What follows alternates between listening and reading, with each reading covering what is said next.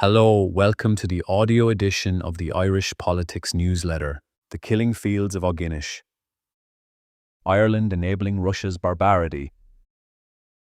On 24th March, a consortium of European investigative media outlets, those tireless bloodhounds of the liberal conscience, forever sniffing out the precise coordinates of governmental sins, reported that the Russian-owned Aughinish Alumina was shipping the lion's share of its alumina exports straight to Russia.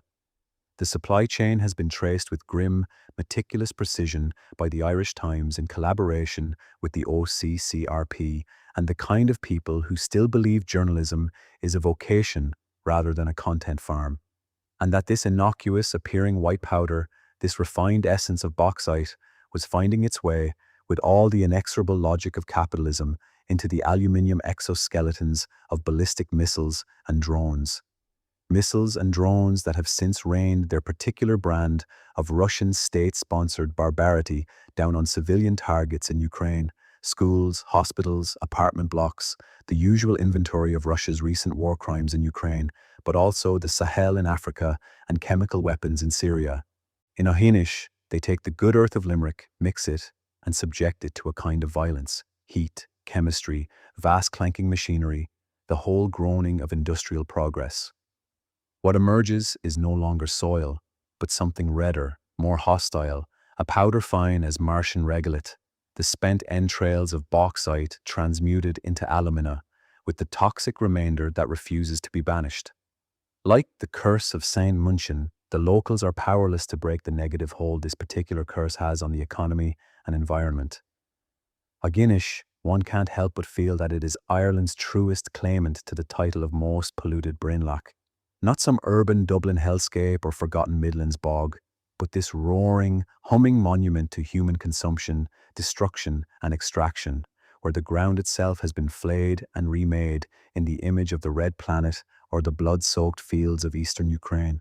As far back as the 1990s, local farmers were reporting mysterious livestock deaths and human health problems, and yet the Janus-faced ones, some of those supple politicians with their environmental piety and their self-regarding smiles, look upon it all and find nothing to trouble their conscience. There was a proposed liquid gas terminal recently, monstrous, an outrage against the environment in the area. The sacred estuaries and farmland must be protected, and the future generations shielded from the invisible hand of fossil capital that destroys the land. But this sprawling, rust-stained necropolis of red mud and heavy, cancerous metals, this ongoing hemorrhage of poison into the Shannon and the surrounding farmland. By all means, let it run. Let the chimneys cough their poisonous toxins. Let the spoil heaps grow. The contradiction is so naked it barely deserves the name of hypocrisy. What they don't teach you in politics school is that this is how political power arranges its tolerances. Some desecrations wear the right slogans and have the vibe du jour, others do not.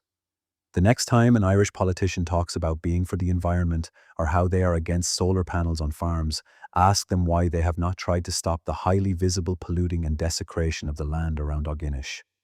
Once manufactured and its excrement deposited, Aughinish alumina is loaded onto ships, which sail up the grey Atlantic, past the watchful ghosts of the British Empire, into the Baltic maw of a nation that is ontologically evil.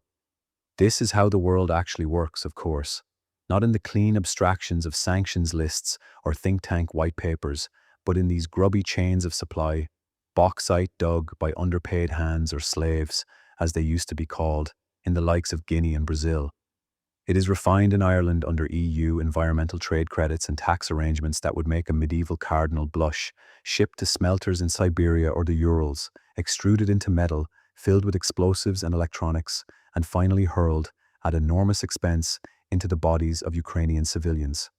Friedrich Engels, in 1845, called this social murder. I prefer the term murder capitalism.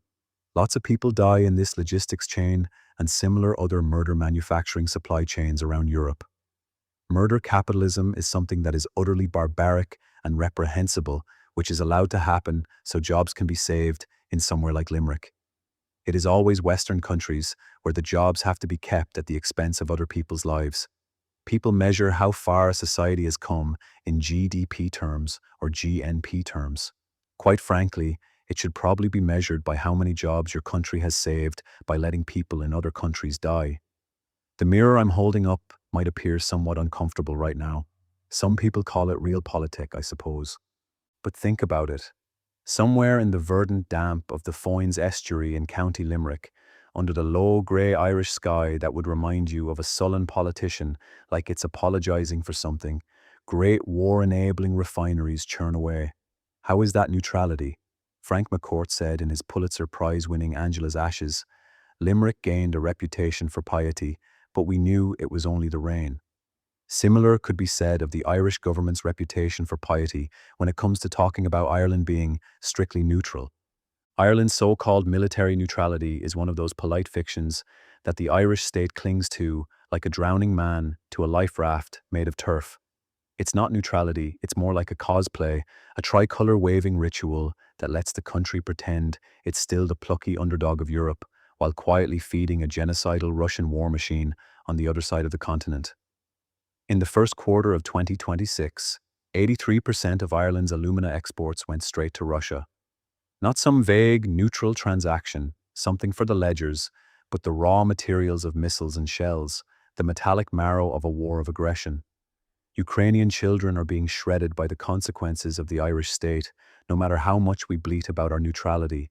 Alumina out of Ireland, into Russian smelters, out as components for the artillery that's been grinding down Ukraine and beyond. The government knows, of course it knows, but knowledge at those latitudes is a flexible thing. It bends around prophets the way a medieval scholastic bends scripture around whatever earthly vice needs theological cover. They'll condemn the invasion in the Dale with all the fire of a damp match, then sign off on the next 14 shipments to St. Petersburg every month to fuel the Russian war machine, with the quiet satisfaction of men who understand how the world really works.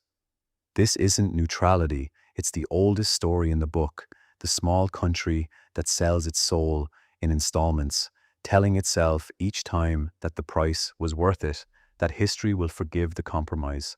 The compromise here is that on one hand, Ireland has taken in 80,000 Ukrainian refugees, but on the other hand, we're enabling the tools of Russia's war machine that caused those people to flee to Ireland. And yet, the outrage is exquisitely selective in some parts. We are to believe that this particular case is a scandal, a moral failure of Dublin, and not the EU. Ireland is not alone. In Switzerland, vast rivers of components, machine tools, dual-use chemicals, and outright weapons-grade material are flowing into the conflict daily from that famously neutral country. ST Microelectronics, a company with facilities in France and Italy, were found most frequently in Russian weapons. A Dutch company, NXP, has had its components discovered in drones, ballistic and cruise missiles, and communications equipment. A German company, Infineon Technologies, a spin-off of Siemens, has components regularly found in Russian weaponry, rivers of silicon and steel snaking their way eastward.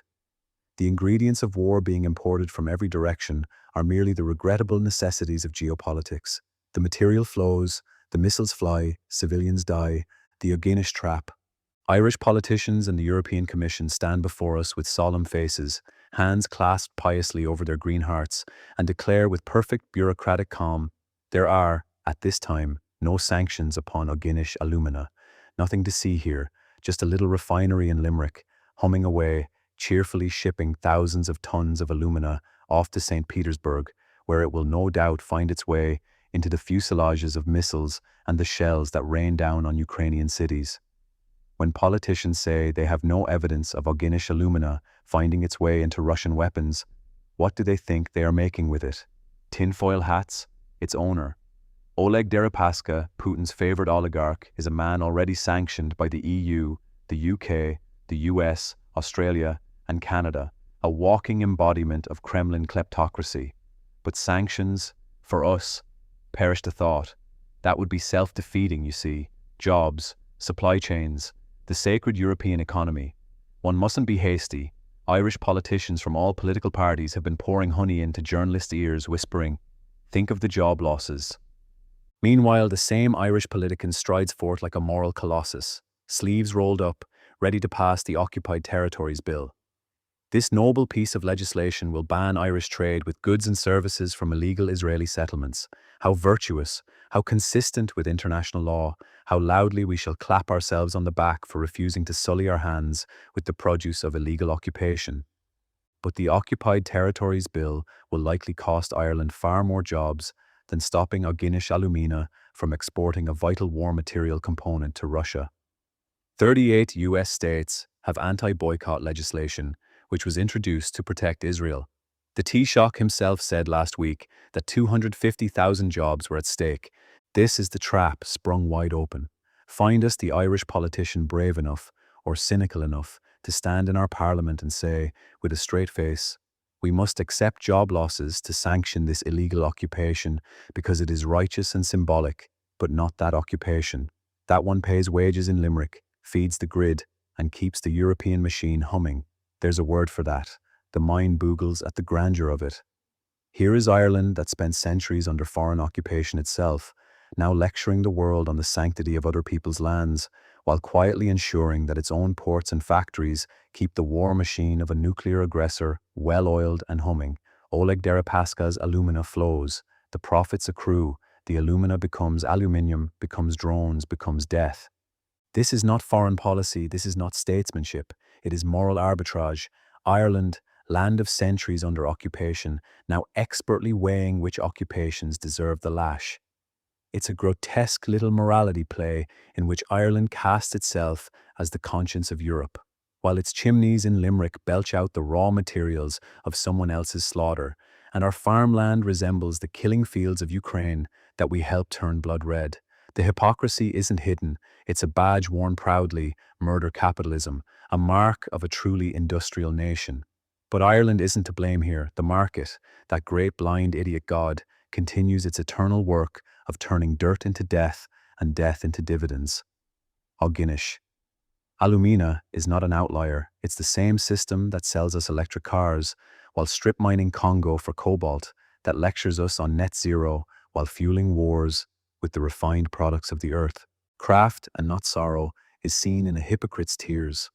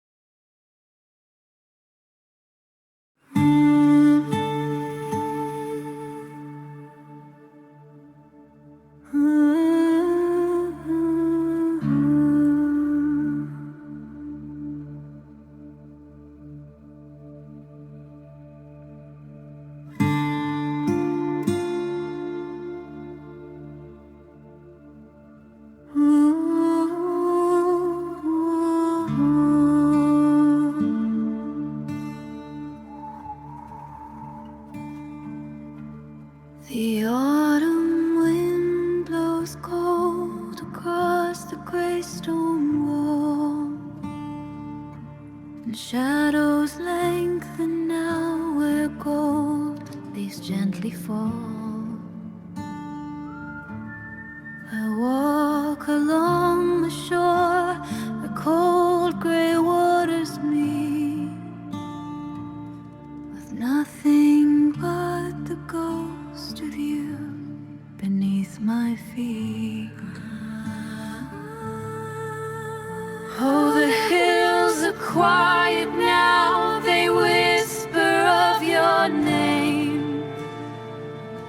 The silent song of sorrow, of things that never came. And the tide will turn again, but you will not return. While the fading embers of our love still softly burn. I hold the silver ring that once was meant to bind, an empty promise made, now scattered in